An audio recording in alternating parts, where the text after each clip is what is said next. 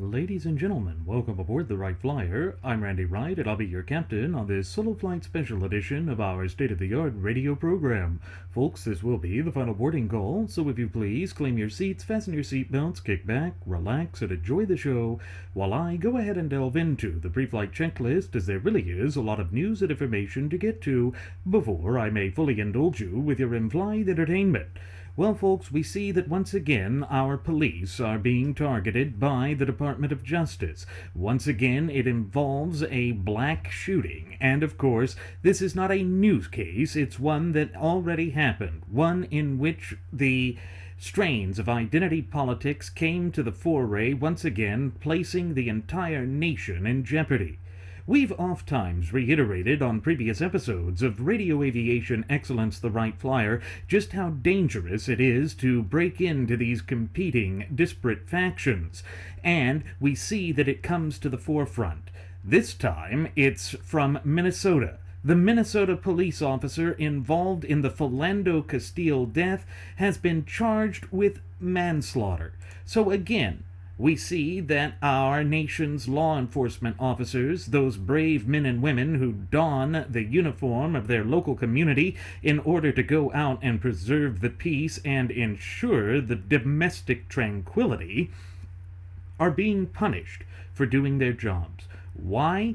Because we have allowed ourselves to promote this cancerous notion of identity politics to the upper echelons of society. It places us in a dangerous and precarious position, both as a nation and as a people. And of course, it explains why our law enforcement officers and agents are fearful for their careers, for their livelihoods, and most importantly of all, for their very lives.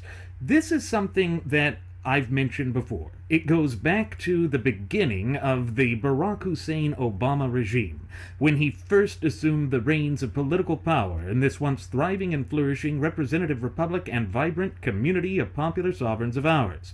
You recall that one of the things that he said very early on during his tenure as president of these United States of America, when dealing with the Cambridge, Massachusetts police force and that professor who was attempting to break into his own home, he said that the police had acted stupidly. Again, I know that I have brought that up time and time again, almost to the point of it becoming ad nauseum. But the reason I do so is because it is exactly on point. It is exactly one of the hallmark problems of divisiveness and racial animosity that has become the new norm under the tutelage of Barack Hussein Obama. Recall that after the Trayvon Martin shooting, he had also said that if he had had a son, he would look like Trayvon Martin. Folks, this is the sort of madness, this is the sort of corruption that has become the hallmark of the Barack Hussein Obama regime. If you want to know why, one of the reasons that the true ultimate wielders of popular sovereignty in this beloved representative republic of ours were whipped up into such a raw emotional frenzy during this disastrous fiasco of a 2016 presidential election cycle, it was for this very sort of racial animosity and divisiveness that has gripped the hearts, souls, and minds of the American people. And again, it is because the frothing at the mouth Fabian socialist leftists who are hell-bent on the complete and utter annihilation of the United States of America, both as a nation and as a people, have engaged in the tried and true, albeit threadbare, tactics and strategies of divide and conquer. They are hoping to pit American citizen against American citizen with the goal, in fact, the very end goal of having us tear out each other's jugulars so that we leave the nation anemic and weak. That allows the Fabians to implement their policies. It's once again part of that Cloward and Piven principle. Recall that Cloward and Piven were those egghead academicians from Columbia University who back in the 1950s and 60s wanted to overwhelm the American welfare system that had been established under the Fabian socialist Franklin Delano Roosevelt, and what they wanted to do was essentially overwhelm the system so that it would knock the American people onto their knees, forcing the true ultimate wielders of popular sovereignty and this republic of ours to crawl to the government on bended bended knee, asking them to resolve a problem that government had helped orchestrate and create in the first place. You see, that's the sort of intellectually disingenuous drivel that we are having to deal with. We see that that is the mindset that the leftists embrace each and every time. It is the point the finger at America First crowd, the very crowd that is doing everything within its power to weaken the American people. That has been their end goal for well over a century and a half now, folks, and we see that it is continuing with this just onslaught against the American law enforcement agencies. And part of the reason that they're doing that is that they want to nationalize the police force, much as Adolf Hitler did, or Vladimir Ilyich Lenin, or Joseph Stalin. They had all centralized the police force, once again taking it further away from the people. They rather facetiously referred to the governments that they were creating as ones of the people. In Germany, it was Ein Reich, Ein Volk, Ein Führer, one Reich, one people, and one leader. In Russia, it was the dictatorship of the proletariat, pulling that right out of the Marxist dialectic. You see, folks, these are the dangers that we are facing. That is exactly what the frothing at the mouth Fabian socialist leftists are hoping to achieve in this, the land of the free and the home of the brave. But what they're really doing is they're targeting the brave, and they are stripping the free of their fundamental and inalienable rights which were endowed to them by their Creator, who happens to be none other than the God of nature himself. These people are opposed to the natural law tenets that form the bedrock foundation of our beloved homeland. Why? Because they realize that as long as the free marketplace of ideas is available and people are able to freely exchange their thoughts without fear of governmental ramifications or repercussions, then their ideology cannot succeed. This is why they turn to groupthink mentality. It's why they turn to jackbooted thugs, and history is chock full of examples of this. I know that in one of my most recent solo flight special editions of our state-of-the-art radio program, I mentioned the French Revolution. That was the first godless revolution, the first revolution in which moral relativism came to the surface. It's dangerous, and the reason it's dangerous is because when you stop and think about it, what they are trying to achieve is to basically make everyone feel as though they are not capable of thinking or acting for themselves. They want people to turn to the collective. The collective allows this sort of drivel to go forth. But again, turning back to what Barack Hussein Obama said early on with the Cambridge, Massachusetts police force acting stupidly, I want you to hear that from the man's lips himself, because with the rank and file of the graduates of Pavlov's School of Journalism for the salivating mainstream media, we know that they purposefully try to obfuscate the truth and to sweep that under the rug because they do not want you, the true ultimate wielders of popular sovereignty in this once thriving and flourishing representative republic of ours, to know exactly what's going on. They don't want you to be able to challenge their propagandistic narrative and agenda. But we here at Radio Aviation Excellence, the Wright Flyer, being the voice of liberty and the new resistance, will never stop showing this. So we're going to turn the hands of time back to catch a glimpse of part of what led to this sort of insanity that has been afflicting our brave law enforcement officers in these United States of America. Number two, that the Cambridge police acted stupidly in arresting somebody when there was already proof that they were in their own home. And number three, what I think we know separate and apart from this incident is that there is a long history in this country of African Americans and Latinos being stopped by law enforcement disproportionately. And that's just a fact.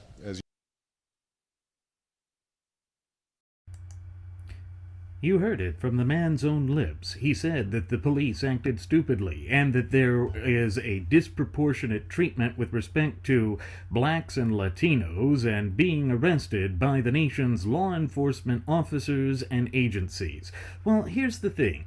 It's the fact that there is this disparate sort of reaction with respect to alleged minority communities. It's because they disproportionately commit crime.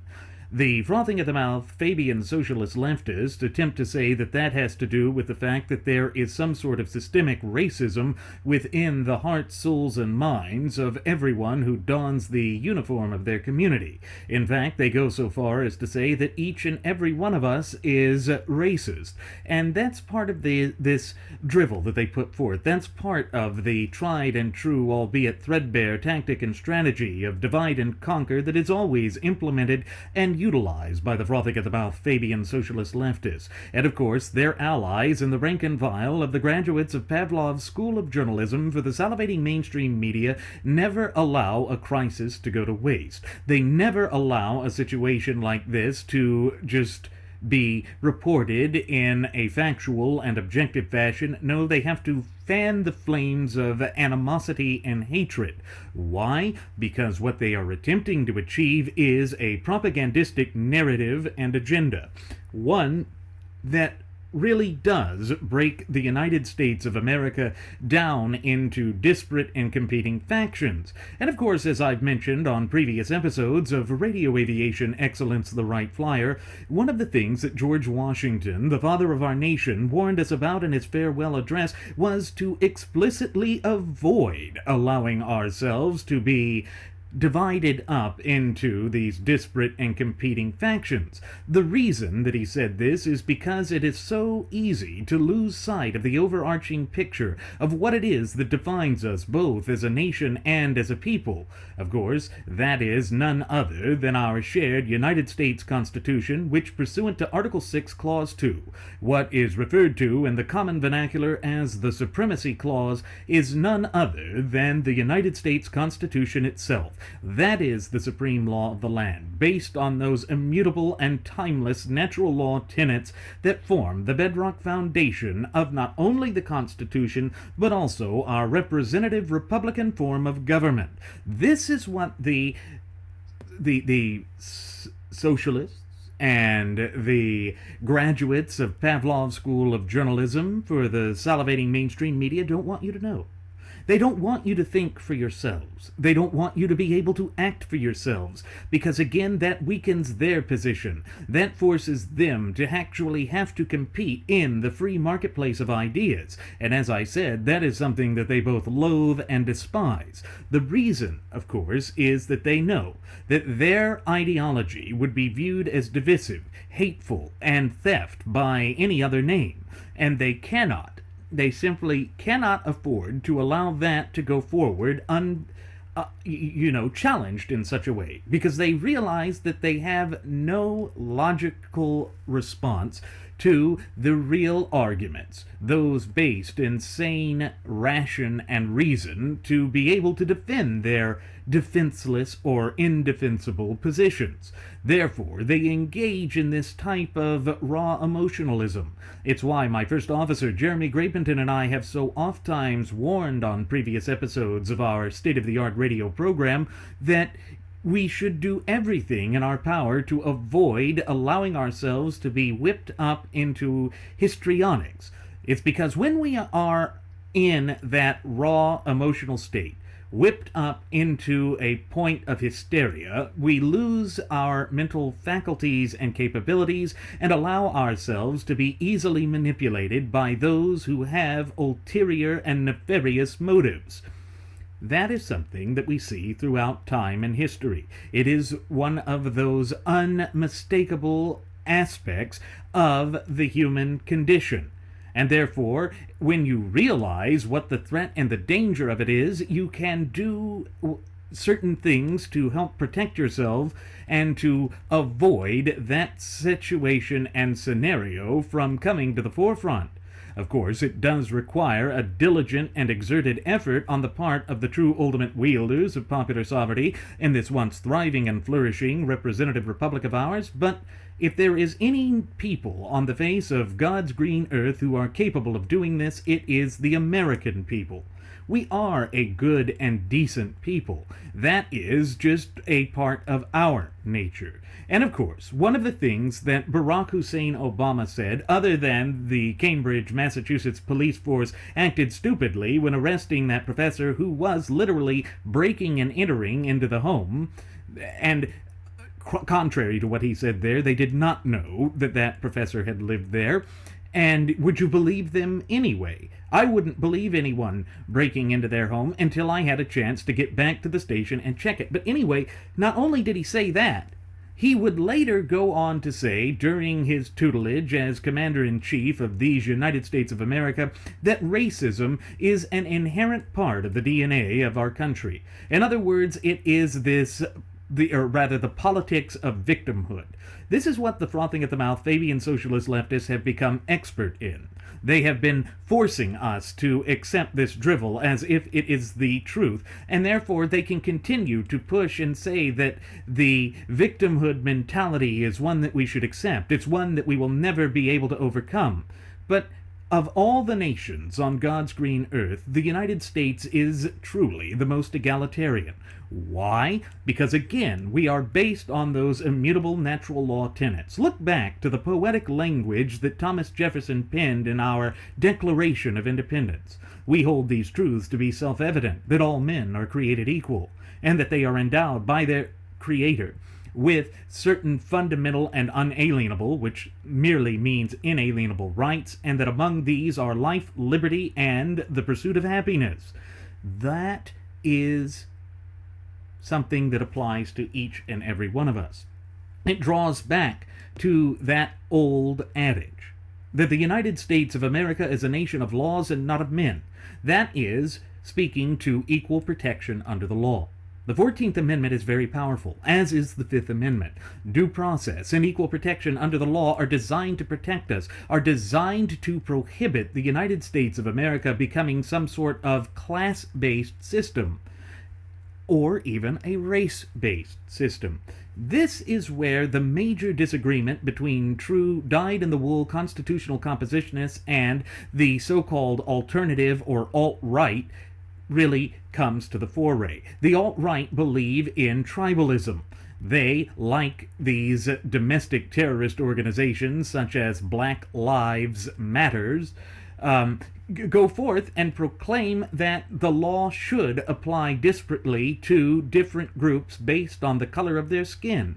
That is completely contrary to the letter, to the spirit, and to the original intent of the supreme law of the land.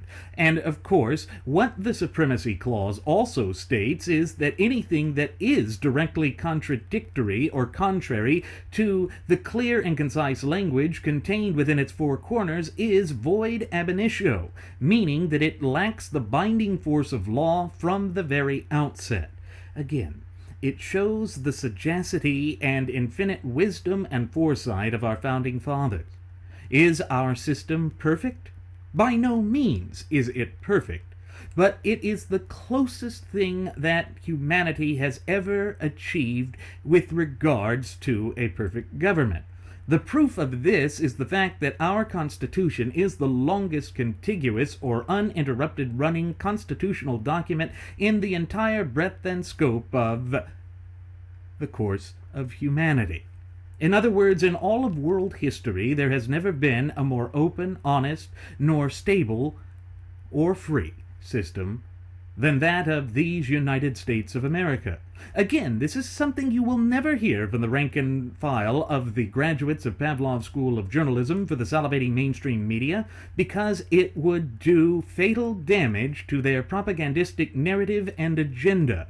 But we here at Radio Aviation Excellence, the Wright Flyer, are dedicated to bringing you the truth. It is something that we must all strive for, both as a nation and as a people. And I realize that that is far easier said than done, but it must be done done if we ever hope to place this nation back on to the path of prosperity. So looking back to this Minnesota case, CBS News reports that a Minnesota police officer has been charged with second-degree manslaughter in the killing of Philando Castile, a black man whose girlfriend streamed the gruesome aftermath of the fatal shooting live on Facebook, prosecutors announced Wednesday. All right, so here already I've got a little bit of a problem. Why are they not holding her accountable for assuming a position of attempting to help her loved one? Why was she sitting there filming it instead of calling for emergency medical personnel? It makes no sense to me. It shows me that perhaps this was politically motivated. In fact, I know it to be politically motivated from the get-go. It's what the Black Lives Matters organization always does. They're there to fan the flames of raw emotionalism, to push this nation into a state of hysteria so that protests and violence would outbreak within our cities, to pit American citizen against American citizen. This is what the frothing at the mouth Fabian socialist leftists always do, and that is part of the reason why I believe that the salivating mainstream media was so shocked when Trump actually managed to secure the election. It's because the American people are sick and tired of this. We have oftentimes reiterated on previous episodes of Radio Aviation Excellence, the Wright Flyer, that there is some righteous indignation on the part of the true ultimate wielders of popular sovereignty in this beloved homeland of ours, with the way that these nefarious groups and organizations have been working and lurking in the background to cause as much strife and chaos as well as tumult and turmoil within the United States. They are agent provocateurs of chaos. They are literally seeking to weaken the position of the true ultimate wielders of popular sovereignty, we the people. And that is by design.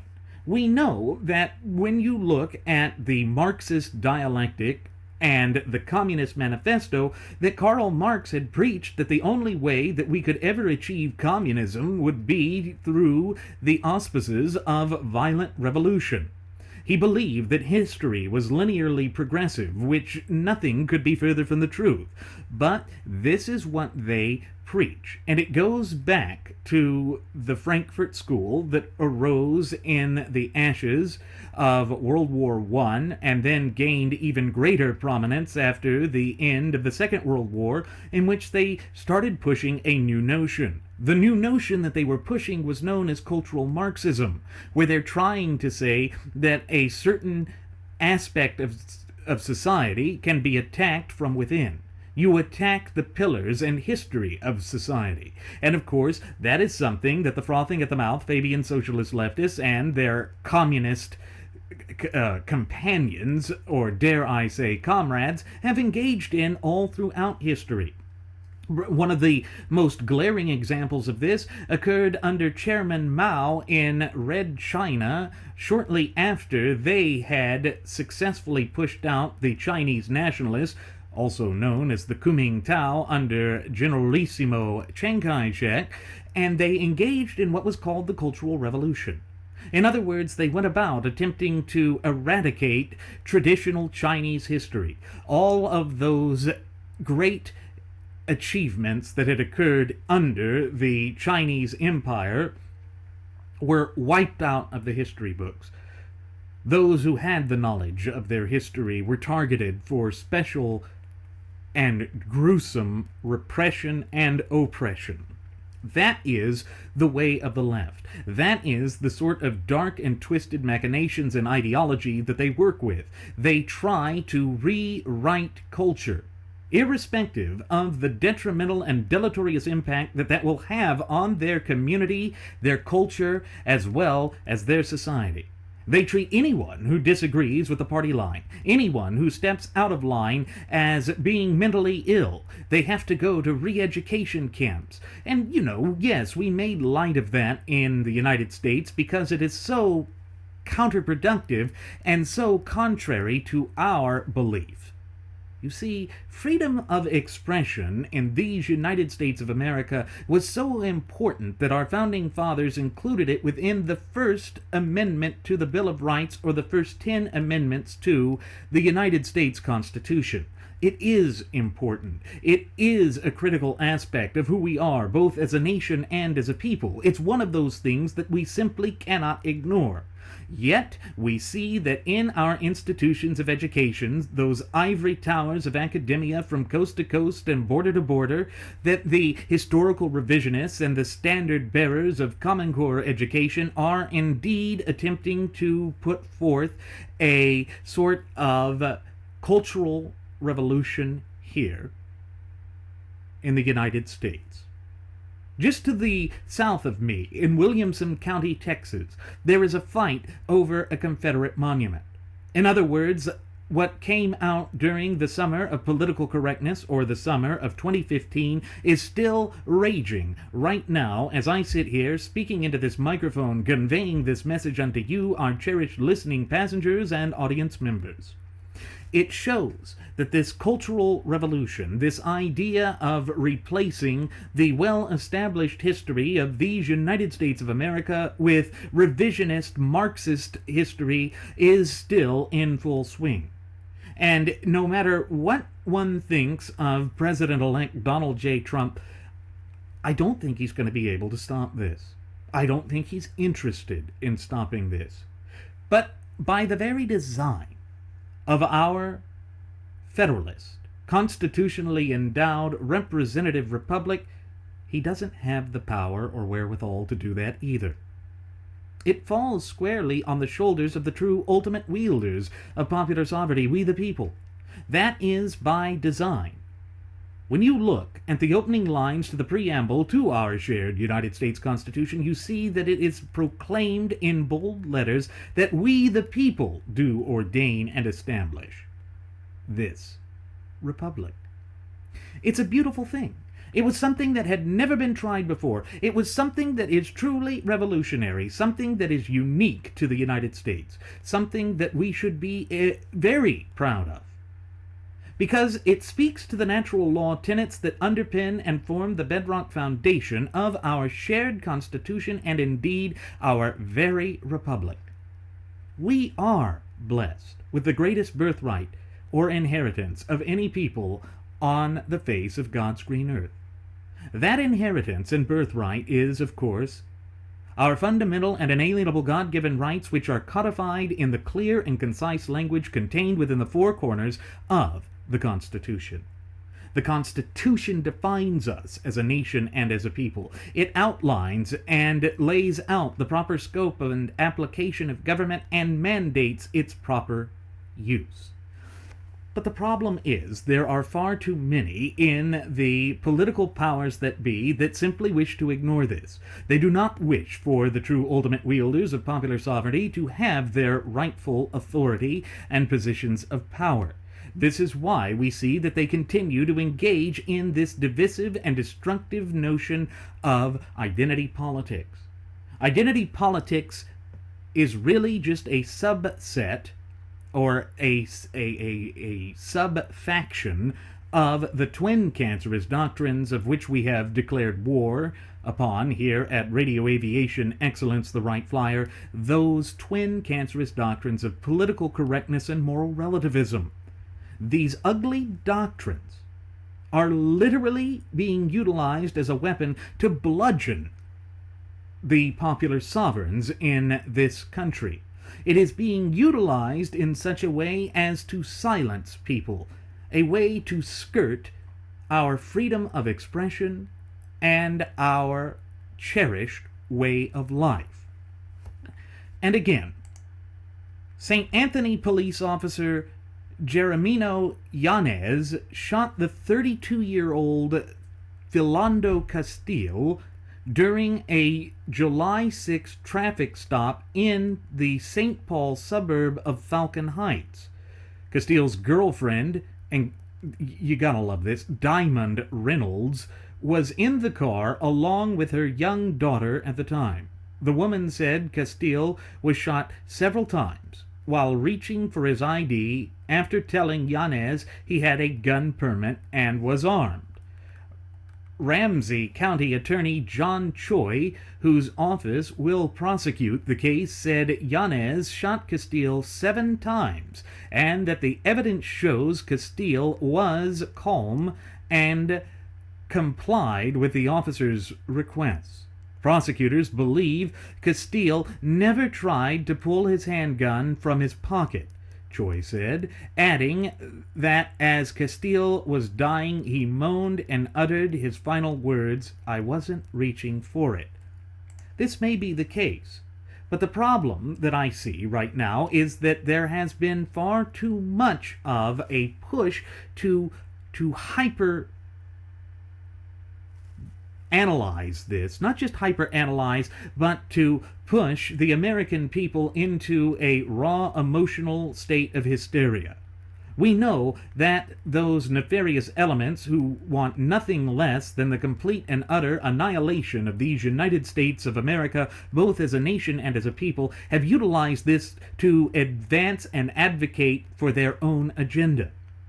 Now, if the evidence comes forth and is proved beyond any reasonable doubt, or beyond a reasonable doubt, that the officer acted in a way that violated the law, then we here will say that the court did the right thing.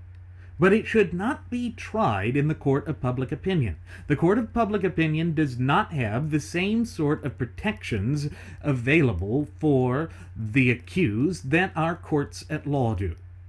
And the whole reason that we have a justice system is to ensure that the rights of the people are protected and guaranteed as they were originally intended to be. That is something that cannot be ignored. Yet it is something that we see comes to the forefront time and again. Therefore, we, in our capacity as the true ultimate wielders of popular sovereignty of these United States of America, must take a step back and approach this from a logical and rational position.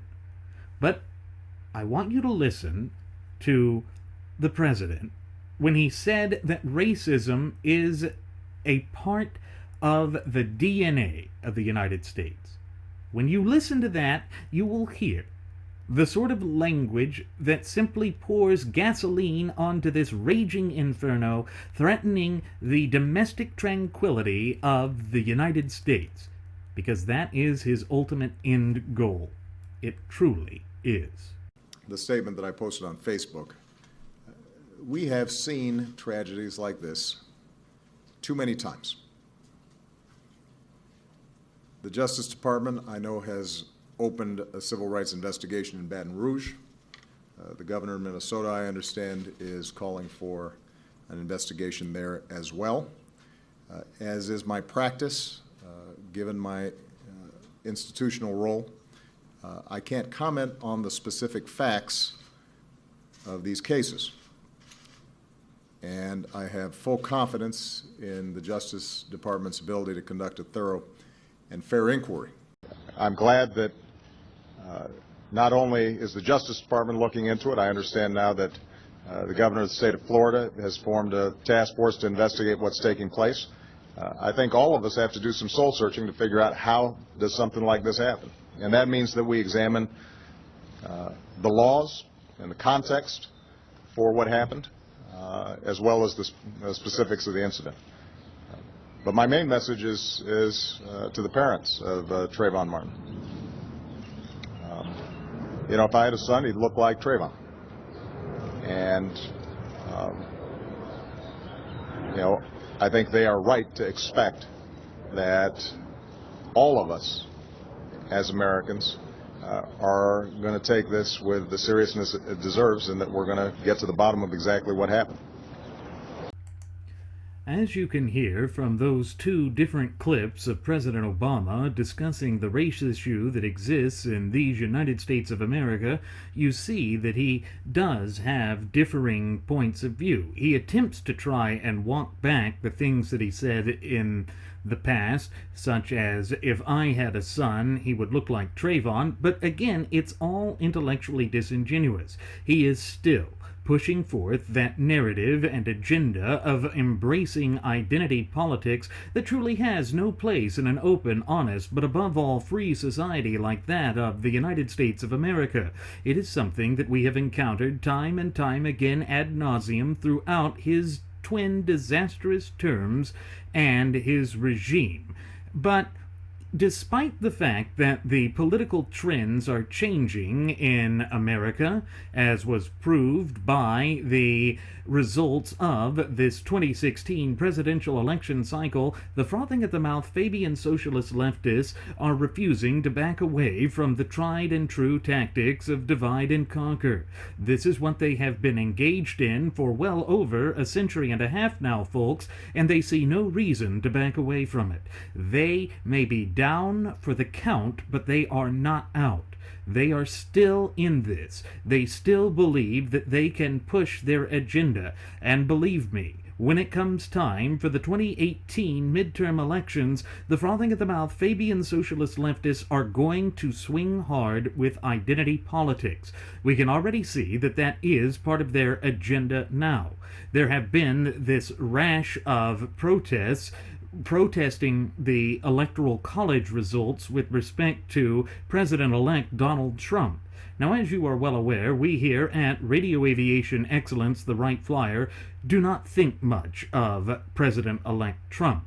But that does not mean that we want the nation to fail. It does not mean that we want his presidency to fail. Because if it fails, then it means that these nefarious forces that are hell-bent on the complete and utter annihilation of the United States of America, both as a nation and as a people, have gained the success that they have been trying to achieve for, as I have just mentioned, 150 plus years. That's something we can't allow to happen, because it goes to the heart of a deeper problem. They are the ones that prey upon the misgivings and the mistrust that has gripped the hearts, souls, and minds of so many within this once thriving and flourishing representative republic and vibrant community of popular sovereigns of ours. Why? Again, it's to weaken the nation as a whole.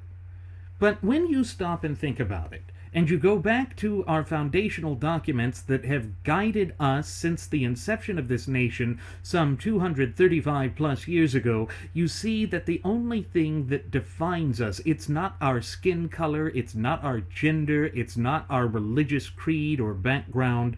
No, it is the Constitution itself that defines us. It's why we are an egalitarian people. It's why we do not wish to see this nation transformed from a constitutionally endowed federalist representative republic into some twisted Fabian socialist nightmare and dystopia. But what we do know is that the frothing at the mouth Fabian socialist leftists, along with their allies in the rank and file of the graduates of Pavlov's School of Journalism for the salivating mainstream media, as well as the historical revisionists infesting our institutions of education all throughout this nation, will try and tar and feather the entire conservative movement to make them basically shoehorn into a particular subsect. That subsect, of course, is the alt-right. Unfortunately, by selecting as his chief strategist and counselor, a role that I have never heard of before with respect to the highest office in the land, with Stephen K. Bannon filling that position, it shows that Trump is putting a lot of faith and trust in this alt-right movement. The alternative right is in a jubilant mood. The reason being is they finally feel as though they are being allowed to become mainstream within the American system of polity. And of course, the frothing at the mouth Fabian socialist leftists are going to seize upon this opportunity to try and stereotypically place us all into that category, irrespective of whether we support the alt-right or not. Again, it shows that we have allowed ourselves to be broken down into disparate and competing factions. And again, it allows the forces that are seeking to obfuscate the truth and bamboozle the true ultimate wielders of popular sovereignty, we the people, so that they can go forth with their dark diatribe. And yes, I can think of no more apt a term to define what it is that the frothing at the mouth Fabian socialist leftists are attempting to do other than dark diatribe. We know that throughout the two disastrous terms of the Barack Hussein Obama regime, the mainstream press or media has been pushing forth a propagandistic narrative and agenda, one that embraces wholeheartedly this notion of identity politics. The problem with the so-called alternative right is that they too embrace a more simplistic or rough-edged type of identity politics known as tribalism. They want nationalism based on racial identity. Now, not all of them, but a lot of them do. And that is something that will give ammunition to the left. They will use it to regain power. Now, at this stage, the American people are sick and tired of it. And hopefully, the American people will continue to reject these notions. However, we know that they will utilize this. They've already started to. They've already started to try and claim that it's an alleged whiteout. Remember that in the night of, or during the night of, rather, the election, when the results became apparent that Donald J. Trump would be the president-elect of these United States of America, on CNN, Van Jones started to cry and whine and complain, saying that this is a push for a whiteout. Now, why was he not doing this same sort of thing when Barack Hussein Obama, as in that clip that I played at the end of the last segment, said that he is basically the father of Trayvon Martin? He didn't directly say that, but he said that if he had a son, he would look like Trayvon Martin. Where was Van Jones to condemn that sort of racial animus, that sort of divisiveness, that sort of ugliness that truly has no place in an open, honest, but above all free society like America? He wasn't there.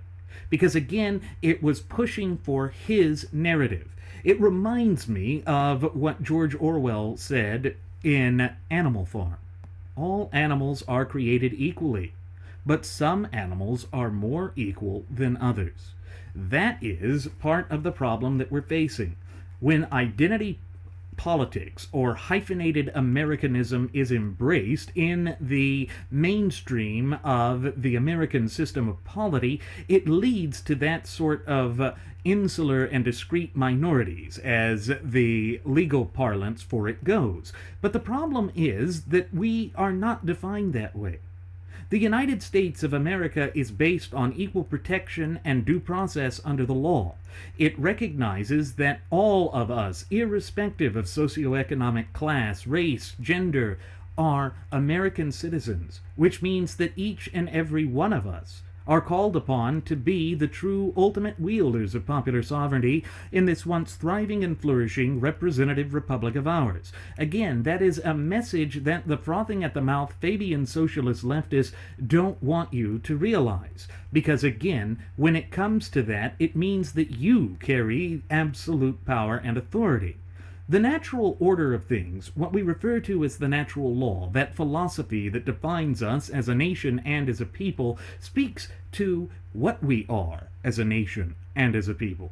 And it means that when we delegate power and authority via a contract, and the Constitution is the greatest social compact or contract ever devised by the hands of men, yet divinely inspired by providence above, then it means that we can hold the government accountable when it acts in a way that is contrary to the clear and concise language of that contractual agreement between people and government. It's something that we can do either through the electoral process, and as you see within the First Amendment to the Bill of Rights, that we can petition the government for a redress of grievances. That speaks to the heart of who we are and what it is that our government is supposed to do. Our roles, duties, obligations, and above all responsibilities are clearly delineated within the clear and concise language of our shared United States Constitution. It speaks to how this nation is to properly work. Unfortunately, we see that the frothing at the mouth Fabian socialist leftists and the rank and file of the graduates of Pavlov's School of Journalism for the salivating mainstream media do not wish to adhere to the time-honored principles that are immutable by their very nature. They want to redefine us. They are progressives. And they want to fundamentally transform the United States of America away from being a constitutionally endowed federalist representative republic into this sort of Fabian socialist dystopia. But going back to the story of that officer who is Yanez there in Minnesota, I believe it's Minnesota, yes, it's Minnesota, we see that the law says no reasonable officer knowing, seeing, and hearing what was happening would do what he did at the time, is what the prosecutor is claiming. And he's facing a maximum prison sentence of 10 years.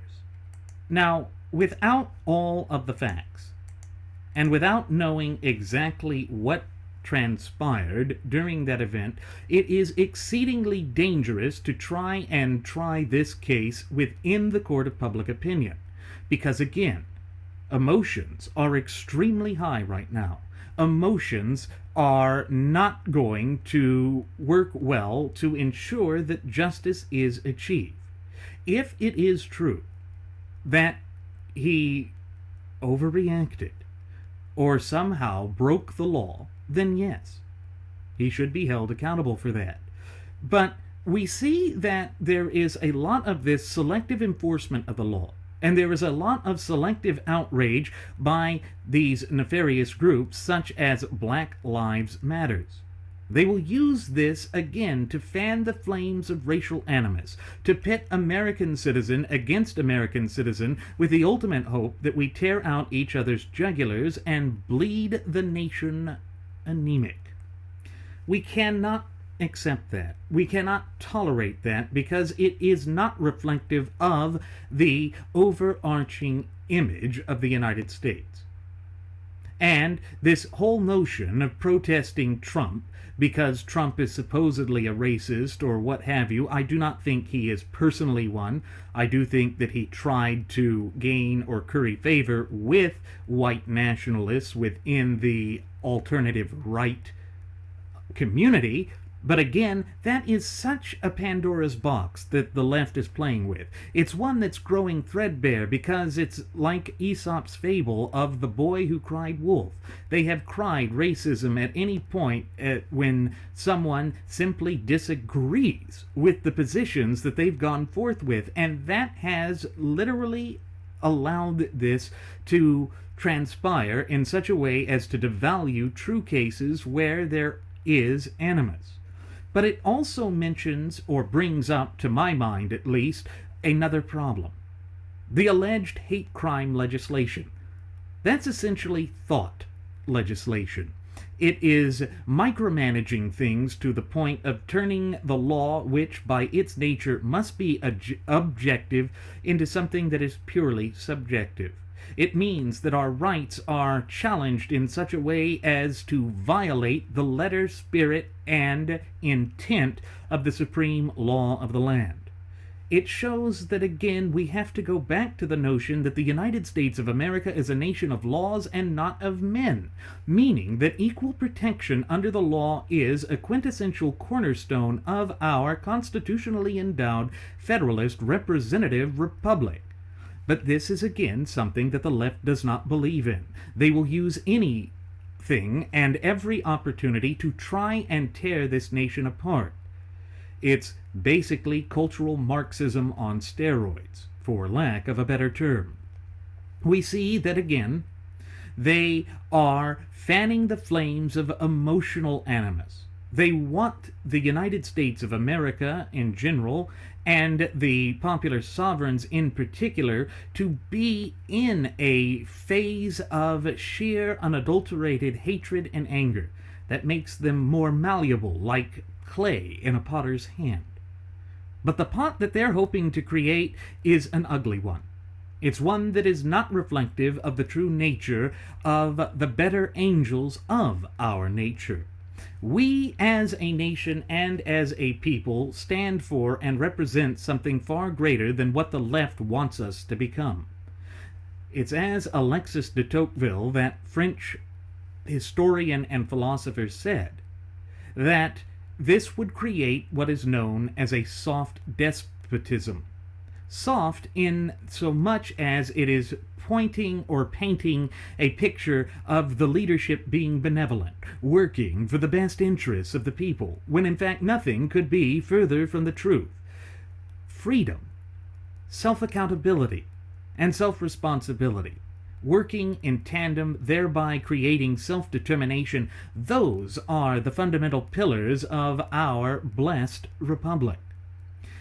And as Sam Adams said during that long, drawn-out and bloody affair known as the American War of Independence, for our republic to thrive, we must be a virtuous people. A virtuous people do not go around trying to engage in identity politics and the politics of division. Now, I know that we have covered this on previous episodes of Radio Aviation Excellence, the Wright Flyer, but as this case comes up, we know that if the results of the trial for second-degree manslaughter against Officer Yanez does not go as the frothing at the mouth Fabian socialist leftists would like, there will be yet another round of racial animus with destructive and violent protests and just general anarchy on the streets. That is what they're hoping to achieve. It has been their goal all along. And you've seen it time and again, whether it was after the jury's decision in the Trayvon Martin case, where George Zimmerman was acquitted of all charges filed against him, whether it was the Freddie Gray police officers who were acquitted of all charges, and whether it was this case here with Castile. We see that the elements of the left are all gathering to try and push this narrative, to try and push forth an image of hatred. That is what they're engaged in. They are the ones that embrace the politics of animus, distrust, and division. But it is not who we are. Again, what the changing tides of politics in the United States of America clearly demonstrate is that the American people are sick and tired of this. We want to go back to where there is an acknowledgement of the fact that we are all American citizens. And in fact, not everyone who is a minority in this nation falls into the category of the nonsensical drivel that has been pushed by what can only be described as the race-baiting left. Now, I know that that is a contentious term. I know that that is something that would make many who are in the up-and-coming generation clamor to find their safe spaces. But you know what? I'm going to tell them that's tough. Because part of what it means to be a rational adult, to be a responsible human being and an American citizen, is that we tolerate things that we don't like. I'm going to tolerate Trump as president, except I'm going to hold him accountable to the law. That's how we have to react. That is how we must function both as a nation and as a people. Because, again, as the old adage says, the United States of America is a nation of laws and not of men. In other words, the law applies to all of us in equal fashion. And that's part of the reason why we have a problem with President-elect Trump walking back some of his statements, such as appointing a special prosecutor to prosecute Hillary Clinton for her crimes. And yes, folks, Benghazi was a crime, and the way that she had stored highly sensitive national security related documents on a private email server during her tenure as Secretary of State is criminal. But Trump has already walked it back. He's already calling them good people and that he doesn't want to hurt them. That goes back to something that my first officer, Jeremy Grapenton, and indeed our first Air Marshal, Mr. Nelson Ward, as well as yours truly, has warned about here at Radio Aviation Excellence, the Wright Flyer, for the past year and 2 months now. We cannot ignore the fact that this is true. And the fact that he is walking that back just should be sounding the alarm bells and sending up red flags for every decent, hard-working, red-blooded American citizen. It shows that the Trump supporters are going to be the recipients of the greatest betrayal of the election cycle of betrayal. We tried to warn you. We tried to tell you that when you turn to a charlatan, someone who loves to play a game of two-card Monte against his selected mark of the moment, which in this case happens to be the popular sovereigns, we the people, it never ends up in a good way. It always results in there being a betrayal. And in this case it will be the American people that are left holding the bag. What the future of this nation has in store is something that we cannot fully know. But based on the past conduct, and using history as that mirror that allows us to make predictions, we can certainly say with some certainty that Trump will return to the positions that he had espoused for the vast majority of his 70 years spent here on God's green earth. In other words, that he will return to Fabianism, that he will return to espousing progressivism and will expand exponentially the powers of the federal government. This is why the Never Trump movement was established in the first place and continues to linger despite the electoral results. Yes, we want the United States to be a strong and robust as well as successful nation. No person in their right mind would want to see the United States of America fail, because that means that our fundamental and inalienable God-given rights will have been lost, and once they are lost, it is nigh impossible to regain them. Recall that Reagan had once said that freedom and liberty is always but one generation away from extinction. That is something we must keep in mind as we continue to move forward, as we face the changing developments that have come to the forefront in this once thriving and flourishing representative republic and vibrant community of popular sovereigns of ours. It does not mean that we will stop advocating for our beliefs. That's part of what it means to be an American citizen. You can be fully loyal and faithful to the nation and disagree with leadership. Because the leadership has been chosen, that leadership must be acknowledged. But when that leadership steps outside the proper boundaries and the scope and application of government as outlined and mandated by the clear and concise language contained within the four corners of our shared United States Constitution, it is the duty, obligation, and above all responsibility of the true ultimate wielders of popular sovereignty, we the people, to hold this government accountable. Recall that in the immediate aftermath of the Constitutional Convention, a young woman ran up to Benjamin Franklin and said, Mr. Franklin, what is it that you have given us? And he turned to her and responded, fully displaying his sagacity and infinite wisdom and foresight when he said, we have given you a republic if you can keep it.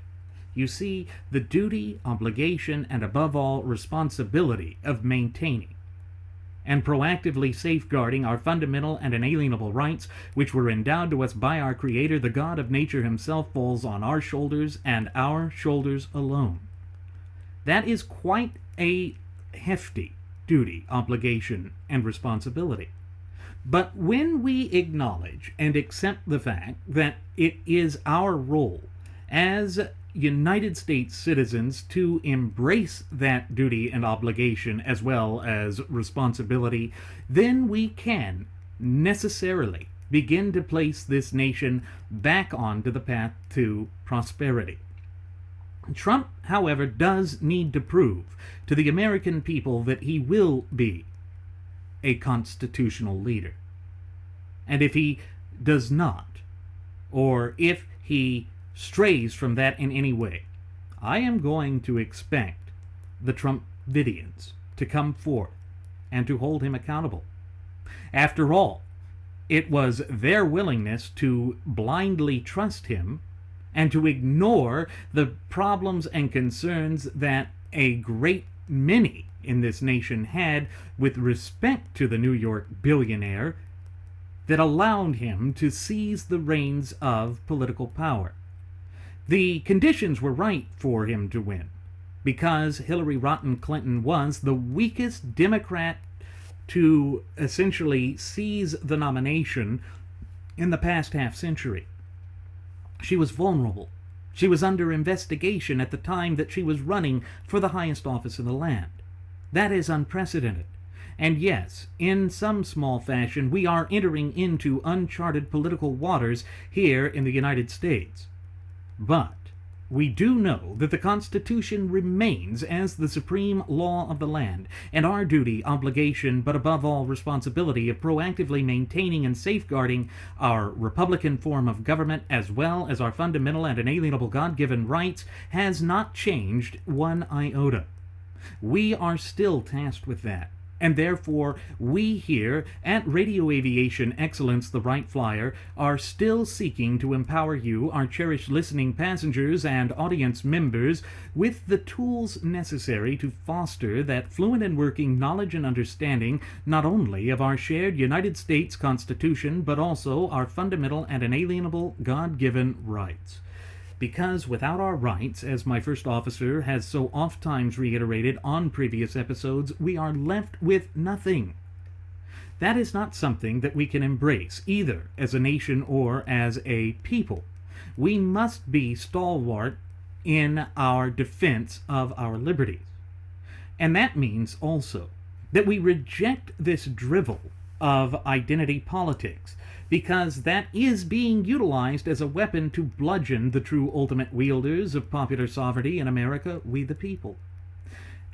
And again, they will not back down from this. They do not see this election cycle as the ultimate defeat of their ideology. We already see that people like Michael Moore, that idiotic filmmaker, have gone forth and said that they need to double down on their leftist diatribe, seeking to destroy this nation from within, to tear us apart at our societal seams. That must be rejected. We must embrace who we are and the better angels of our nature. But that does not mean embracing the twin cancerous doctrines of political correctness and moral relativism. It means that we must truly embrace the Constitution, and irrespective of whomever is at the helm of this great nation of ours, they must be taken to task any and every time that they divorce or distance themselves from the fundamental tenets contained within the four corners of our shared United States Constitution. And it is our duty to do that as United States citizens. No one else has that power.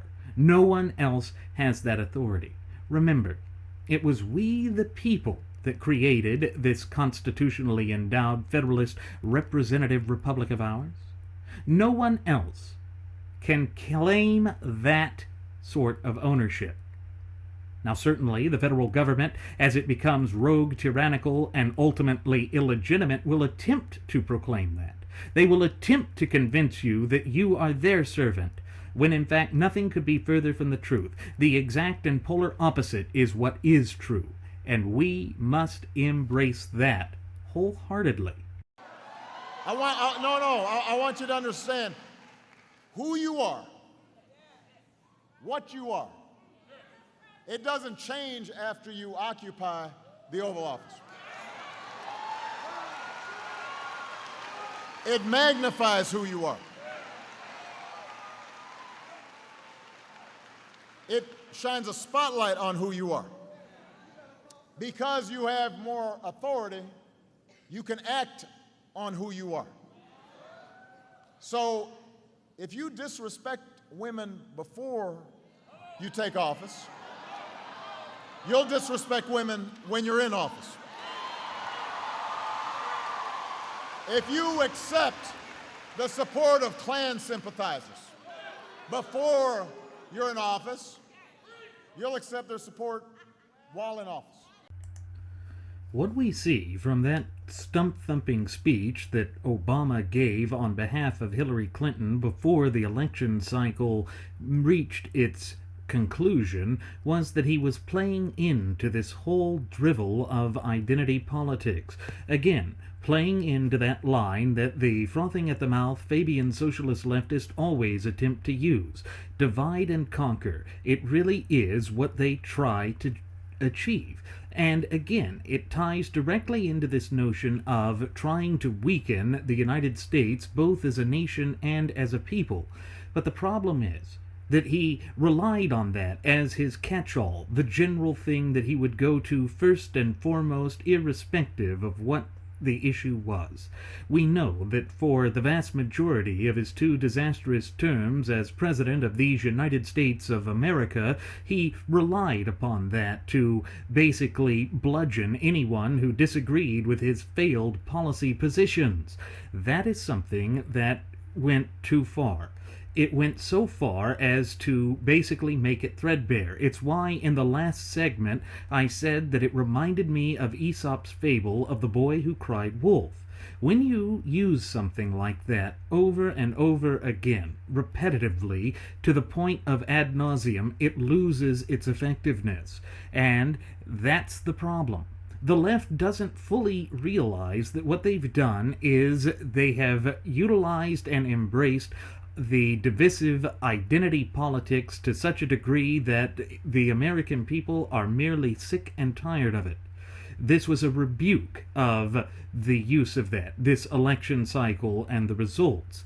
Yes, it was problematic that Trump tried to proclaim that he didn't know who David Duke was, when in fact you look back in the annals of history just 16 years ago, you see that he had penned an op-ed article for the New York Times in which he said that part of the reason why he was leaving Ross Perot's Reform Party was because David Duke, the white nationalist and former Grand Wizard of the Ku Klux Klan, had joined the ranks of that political party and movement. His selective memory was done on purpose, because he was courting those votes. He saw the effectiveness that Obama had in stirring up racial animosity in the United States and decided that that would be his ticket to success. Unfortunately, it was. But it's not race alone that propelled Trump into the White House. In fact, I don't even think race was what was a majority of the reason that he got in. I don't even think it was a significant position that got him in. People are sick and tired of politics as usual. They believed that Donald J. Trump is an outsider because that is certainly what the rank and file of the graduates of Pavlov School of Journalism for the salivating mainstream media parroted over and over again. They had given him 3 times as much free airtime as his, primary competitors during the primary process, and they saw a ratings bonanza. But we also know that the head of CNN, the Communist News Network, or the Clinton News Network, depending on your perspective, came forth and said if there was one mistake that they made during the 2016 election cycle, it was that they gave Trump too much coverage, that they gave his rallies full, free airtime, when they didn't do that with any of the other candidates. They focused on him, thinking that his displays and that his radical statements would ultimately cause his candidacy and campaign to implode upon itself and to self-destruct. But that's not what happened. The American people resonated with this outsider approach. But the danger that we face is populism. And it's like something that happened with Mark Levin. We have said that Mark Levin made a mistake by refusing to stay true and to stand firm on his time-honored values, convictions, and principles. But it's more than that. He went forth just the other day and asked, where are the conservative appointments to the Trump camp? They're not there. They're not there because Donald J. Trump never has, nor will he ever be, a true constitutional conservative. That's the problem. That is what we here at Radio Aviation Excellence, the Wright Flyer, have been warning about for a year and 2 months. Yet our near prophetic warnings, as we can see from what's unfurling right now, basically went ignored. And we will suffer the consequences of these people ignoring it. There are consequences for elections. And yes, the left is trying to selectively say that at this point in time, the right should essentially go forth and act in a magnanimous fashion. But the left certainly didn't do that after Obama won the first time, nor did they do it after he won re-election back in 2012. They went full tilt to the left. And now that is the new established norm for the American system of polity. It disregards the fact that what is necessary is to follow the Constitution. And again, it's what my first officer and indeed our first air marshal and yours truly said all the way through. That if we do not go back to basics in this nation, which is strict adherence to the Constitution of the United States at all levels of government, then we are going to continue to see the problems that are ailing, afflicting, and plaguing this once thriving and flourishing representative republic and vibrant community of popular sovereigns of ours not only continue unabated, but it will increase exponentially. So again, we know that Trump proclaimed in one of his stump-thumping speeches towards the end of the 2016 campaign that he was going to drain the swamp. But that was not the case. Now, after the pressure has come and has been applied to him, Trump is showing that once again he is consistently inconsistent. He has removed all of the lobbyists that Chris Christie had put into place. And recall that originally, back in 2015, he was hoping to drop out. He was planning to drop out in October of 2015 and to endorse Chris Christie for the highest office in the land. Of course, the political tea leaves didn't fall that way, and Chris Christie was a disaster of a candidate. Now, Christie's political future is all but shot. But this being the election cycle that the graduates of Pavlov School of Journalism for the salivating mainstream media were so giddy about being the one in which we discard with conventional wisdom, I'm not going to go out on a limb and say that we've seen the last of New Jersey Governor Krispy Kreme either. Here's what we do need to take into account. If this government does not go down the path of conservatism, it will mark a new chapter in the system of American polity. It will mark a chapter where the Republican Party continues to move to the left. This was a well-designed, purposefully orchestrated attempt to push dyed-in-the-wool constitutional compositionists out from the reins of political power once and for all. And as we warned, it is like this era's Herbert Hoover. Recall that both Karl Rove and Little Orphan Annie Yap Yap Toto Coulter the Floozy compared this time to 1928. 1928 was when Herbert Hoover, an alleged business outsider who proclaimed to be a conservative, but who was in fact a dyed-in-the-wool progressive, frothing at the mouth Fabian socialist leftist, and had also proclaimed that he would not accept a salary in the highest office of the land, went forth and basically mishandled the October crash of Wall Street in October of 1929. And Franklin Delano Roosevelt, that progressive who first started the entitlement state and mentality in these United States of America, was able to secure victory. It meant that conservatism in the strain of Calvin Coolidge would not gain political parlance or acceptance again in the United States until 1964 and the failed presidential campaign of Barry Goldwater. Now, Barry Goldwater was merely paying lip service to conservatism. He didn't really believe it himself, and therefore he was just saying whatever he could to basically kindle a new political movement. Except that conservatism is not a new political movement.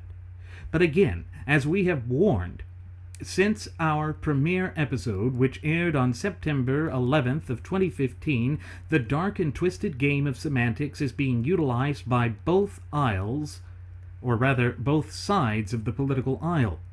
The right is bastardizing the term of conservatism as the alt-right, which is literally just a hodgepodge of leftist European philosophies from the 1930s and 40s, is now gaining parlance and acceptance and is going mainstream, and it's pushing the Republican Party further to the left. We can ill afford to allow that to happen, particularly when you consider that the United States of America is in the midst of an identity crisis coupled with a slew of constitutional crises that shows no signs of improving at any point within the foreseeable future. We here at Radio Aviation Excellence, the Wright Flyer, have been warning about that for well over a year now, folks.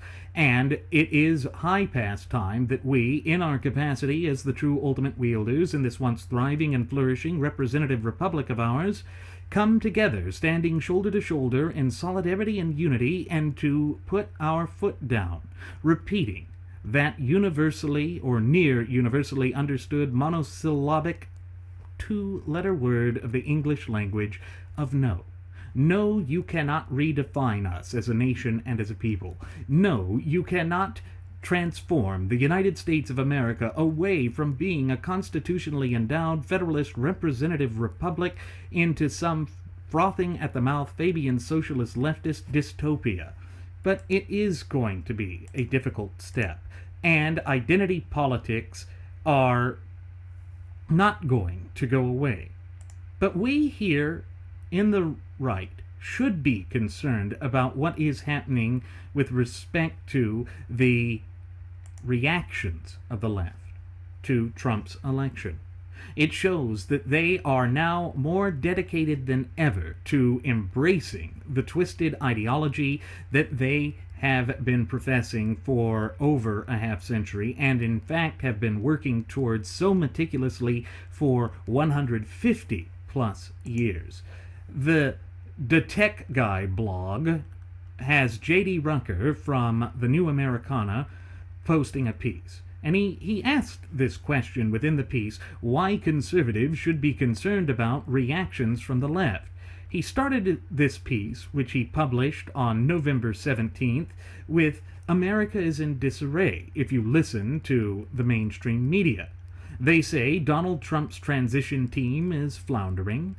They see no near end of protest by tender snowflakes on college campuses, and they switch back and forth between covering and covering up the violence on the streets perpetrated by protesters angry that Trump is going to be the next president. And of course, he went on to say that the natural reaction for conservatives is a combination of sadness and humor. And it is. Yes, we laugh at them because we think it is so ridiculous, but we do so at our own peril. If we ignore these reactions, it means that this problem will continue to fester on the body politic of the United States, threatening to metastasize and become a cancer that will snuff out the light of liberty, not just for this generation, but for many successive generations to come. Remember that one of the things that it said in the clear and concise language of the preamble to our shared United States Constitution is that we the people, in order to create a more perfect union, to secure the domestic tranquility, or to ensure the domestic tranquility, and to secure the blessings of liberty for our posterity, it means that we should be concerned about this. Because we are supposed to be the watchmen and women of our liberties, not just for this generation, but for the up-and-coming generations, and indeed those generations which have yet to be born. But when we look at the current state of affairs and the sort of blight and social decay, as well as moral decay, that is plaguing this once thriving and flourishing representative republic and vibrant community of popular sovereigns of ours, we see that the up-and-coming generation is not quite embracing the true fundamental pillars of who we are, both as a nation and as a people. That means that our work is going to be cut out for us. It is going to be 4 times more difficult than it had been in the past to try and promote a conservative point of view. It means also that they will ignore the truth about the Constitution and how it defines and mandates the proper scope and application of governance in our republic. The way that we overcome this is to be stalwart with respect to fostering that fluent and working knowledge and understanding of not only our shared United States Constitution, but also our fundamental and inalienable God-given rights. Because again, as I mentioned in the previous segments, without our rights, we are left with nothing. But back to what Rucker was saying. He said that the truth is only as true as the media will allow millions of Americans to believe. So while Trump's transition may be unorthodox, it doesn't deserve reports that everything's falling apart, because it isn't. The tender snowflakes among both students and professors make us want to weep for the future and chuckle at their antics, but it's still there, and it can become a threat. As for the protesters, Rucker said, on the streets, why haven't they stopped yet? Because they see this as the opportunity to try and get their insane antics rewarded. They believe that they can turn to the tenets of identity politics to continue to tear this nation apart at its societal framework and seams. And recall that in order for the societal fabric to be strong, the individual threads and fibers of said fabric must be strong and robust. Again, it goes back to this whole notion that the United States of America recognizes the supreme sovereign authority of the individual. Self-accountability, self-responsibility, working in tandem gives us self-determination. That is the reason why the United States of America was able to propel itself to such lofty heights in her relatively brief yet illustrious history. It goes directly to the spine of this nation, which is none other than we the people. It is we the people that delegated certain governing power and authority unto the federal government, and the federal government has abused the trust of said delegation. It falls again on our shoulders to be the adults, to be the ones that are responsible for this nation and people. Rucker went on to say that now is not the time to panic, but it's also foolhardy for conservatives to not have concerns. The left is angry and hurt. They're like a wounded beast, defensive, unpredictable, and capable of taking actions they normally wouldn't take. We're seeing them making plans to go after us harder in the press, on social media, and on the cultural battlefront. He then went on to say that it's less focused, more violent response than the actions that formed the Tea Party in 2009, which is to say that it's forming into something that could make an impact. If the Tea Party was the anger-driven intellectual response to Obama's administration, then whatever the left is forming will be the anger-driven emotional response to Trump. And that makes sense. Rucker is right. The left always turns to raw emotionalism. It's why my first officer, Jeremy Grapington, and I, as well as our first Air Marshal, Mr. Nelson Ward, had warned so many times on previous episodes of Radio Aviation Excellence, the Wright Flyer, that we should not allow ourselves to be whipped up into a state of hysteria. Histrionics do not lead to good government, and that's the problem. When you manipulate emotions, you allow this sort of disenfranchisement to become the accepted new norm within the American system of polity. It drives these people, and they are acting in ways that can only be described as petulant and immature. But besides that, it is exposing us to the greater amounts of danger that we can face from a tidal wave of angry, entitlement-minded individuals ready to force us into a socialistic collective. And the problem that I see is that Trump is not a true individualist. He is not someone that embraces those fundamental pillars that are and have always been a part of the United States, a part of our identity. And that does leave us in a dangerous, precarious, untenable, and unsustainable situation. But Rucker went on. He said that all of this shouldn't be dismissed. The ebb and flow of political passions can be turned into actions. The Tea Party helped sweep in a strong majority in the House back in 2010 and a good majority in the Senate in 2014.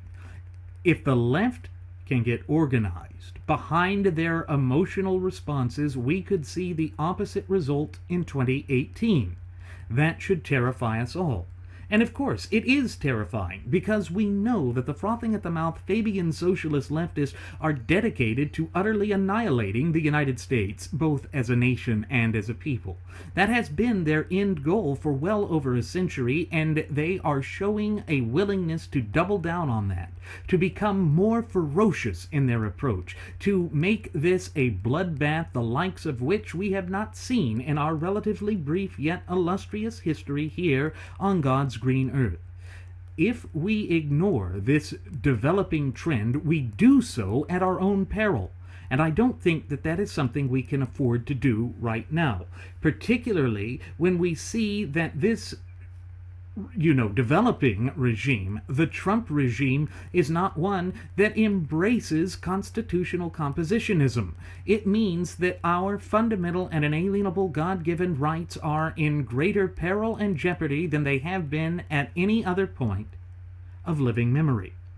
Yes, the United States of America has faced down many threats, challenges, hurdles, obstacles, and adversities in her history. But we must also face the fact that there are far too many Americans who do not realize what their true history, their true national character, heritage, spirit, but above all, identity is. That means that we could fall victim to even greater charlatans. As the warning I put forth in that episode where I discussed the French Revolution and compared the Reign of Terror of 1792 to what could happen in America under the tutelage of a President Trump, my biggest fear was not Trump, whom I compared to Maximilien Robespierre, the anti-capital punishment attorney who utilized the national razor or the guillotine to great effect to silence his political opponents. It's I fear the Napoleon that will rise. I don't know who that's going to be in the parlance of American history. They have not shown their face yet, or if they have, we have not recognized them for the danger that they do pose. Yet that is a very real threat and could lead to a national catastrophe the likes of which this nation has never experienced in its history before.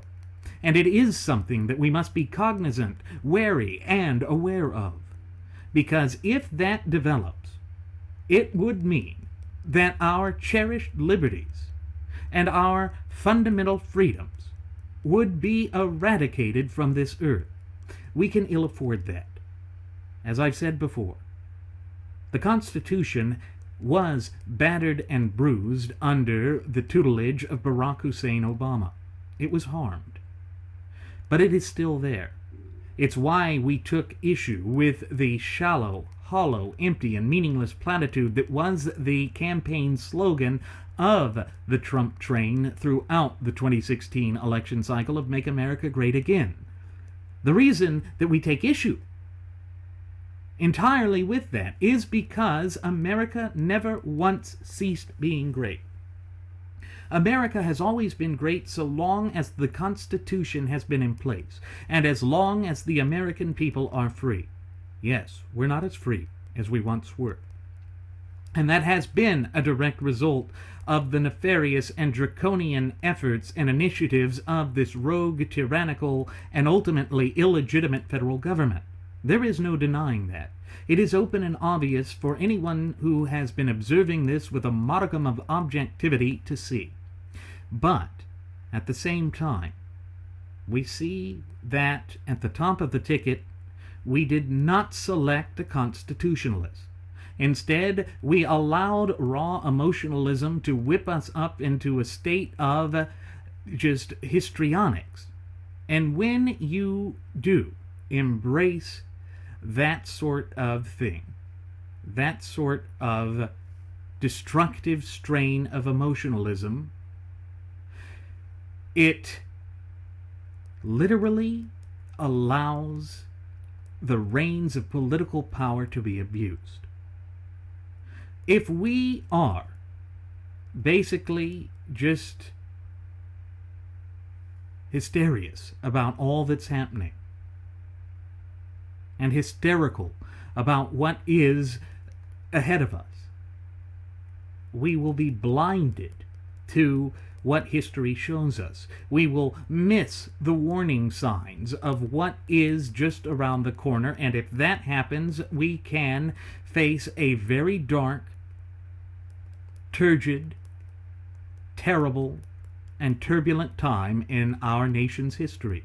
I don't think we can afford that. Again, it falls upon our shoulders and our shoulders alone to proactively maintain and safeguard our fundamental and inalienable God-given rights, as no one else has the power, authority, or wherewithal to do so.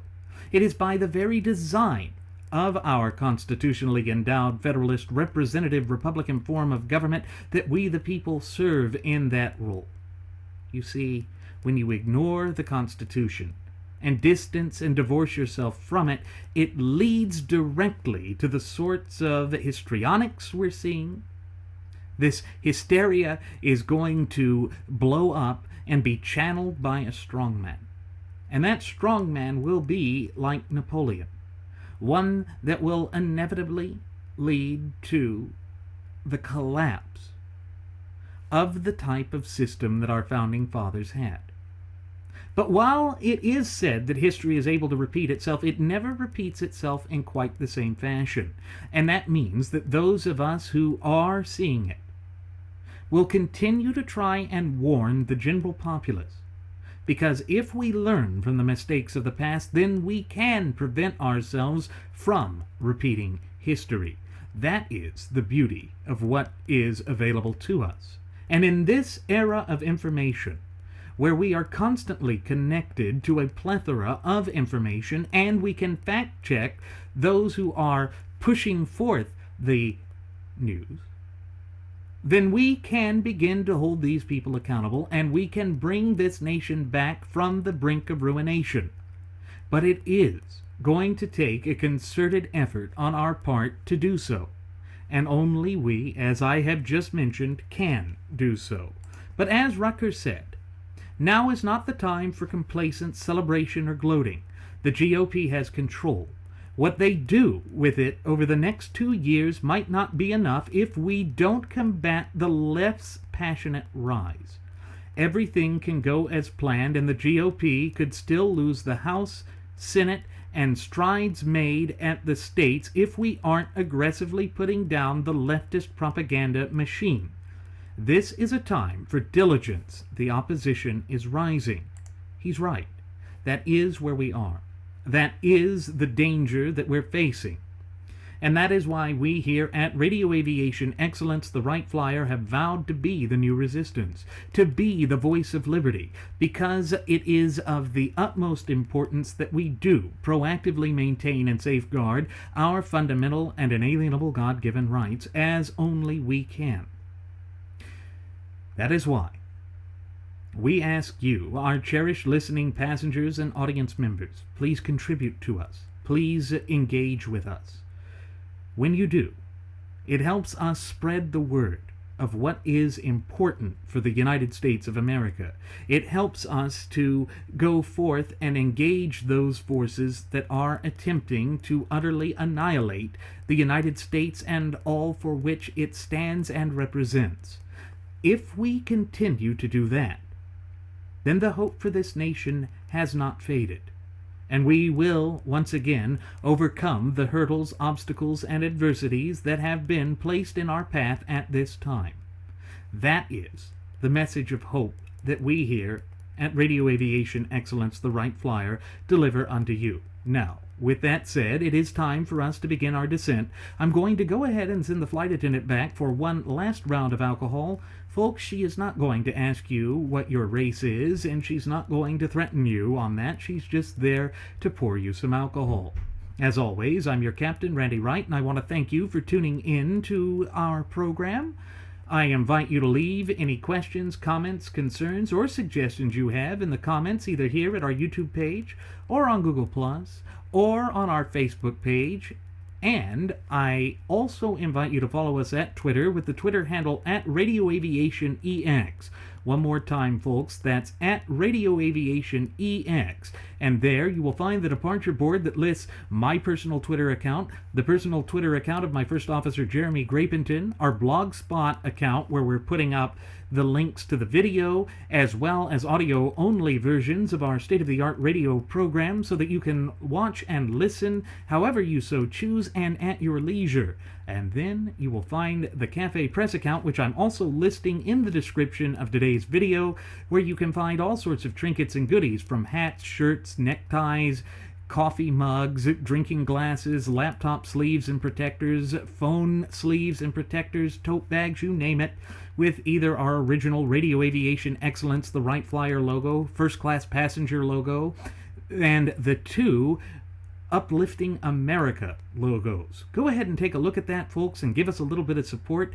They make great holiday gifts, and yes, the holiday season is rapidly upon us. So go ahead and take a gander at that, folks. Thank you again. We will see you again next time. Please do take care.